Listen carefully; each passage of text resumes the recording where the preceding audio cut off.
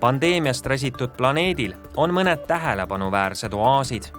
Näiteks 5 miljoni elanikuga Uus-Meremaal on aasta jooksul tuvastatud üksnes 2500 nakatumist ja 26 surma, mis on rahva hulka arvestades 100 korda väiksem näitaja kui Eestis.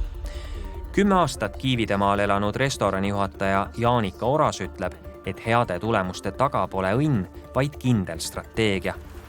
Piirid läksid lukku, siis läks kogu riik lukku, et me saaks need numbrid kontrolli alla, ehk siis tuli level 4, mis oli 4 nädalat, kõik istusid kodus, täielik 0 kontakt, natuke said poes käia ja peale seda hakkas nagu vaikselt siis alla minema. Viimastel kuudel on koroonastatistika selles maailmanurgas nii hea, et lähiajal kavandatakse luua mull Austraalia ja teiste Okeaania väikesaartega, kus sama madalad näitajad. Senikaua peavad kõik maapujad püsima 2 nädalat spetsiaalsetes karantiinihotellides. Need aiad siin ümber on sellepärast, et inimesed põhimõtteliselt jooksu ei paneks, mida on paar korda juhtunud. Siin on siis nende väike jalutusaedik.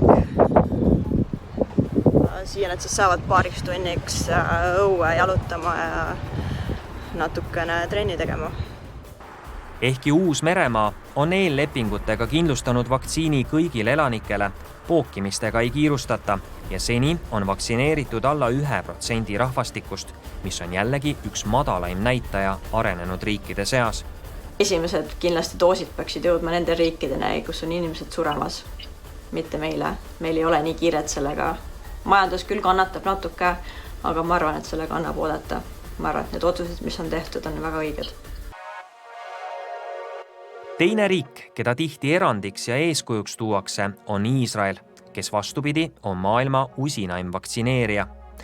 On omaette teema, mis nipiga juudid nii palju ja nii kiiresti vaktsiini said, aga 9 miljonist elanikust on vähemasti 1 doosi saanud 60% ning hakanud tänu sellele ühiskonda avama.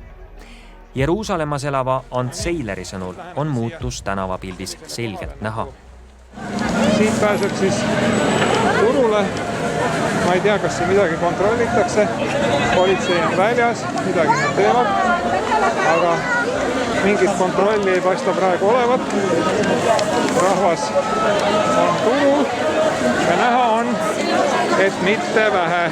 Selles mõttes on inimesed ikka veel natukene kahe vahel, et mis nüüd, et kas nüüd see uus vana reaalsus on juba nagu saanud natukene nagu reaalsuseks, et kas nüüd võib ikka juba välja minna või kas nüüd võib ikka juba seda teha ja et kas tõesti võib poe lahti teha ja politsei ei tulegi ja panegi seda kinni uuesti või ei käse sulgeda.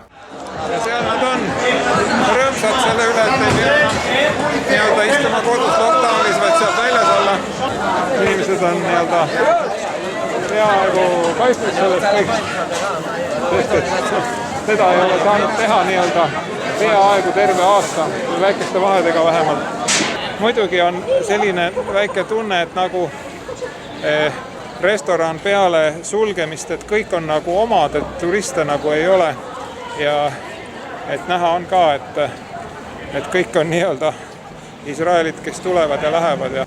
52-aastase videoreporteri Seileri sõnul on idüll siiski petlik, sest ranged piirangud viisid pankrotti või selle veerele ligemale 100 000 ettevõtet ja 750 000 inimest istub töötuna kodus. Nagu oleks, ütleme, peale tormi niimoodi, et okei, et nüüd täna päike paistab, eks ju, lained on juba normaalsed, eks ju, korjatakse rannast seda mis on järgi jäänud laeva vraki tükke ja inimesed on põhimõtteliselt oma need säästud siis kulutanud, ütleme, peaaegu nulli. Isegi riigi eelarve on miinuses, ütleme, kõige suuremal määral, mis kunagi siis uue Iisraeli riigi ajaloos on olnud. Et selle viiruse mõju on olnud ikkagi hävitav? Laastav, jah.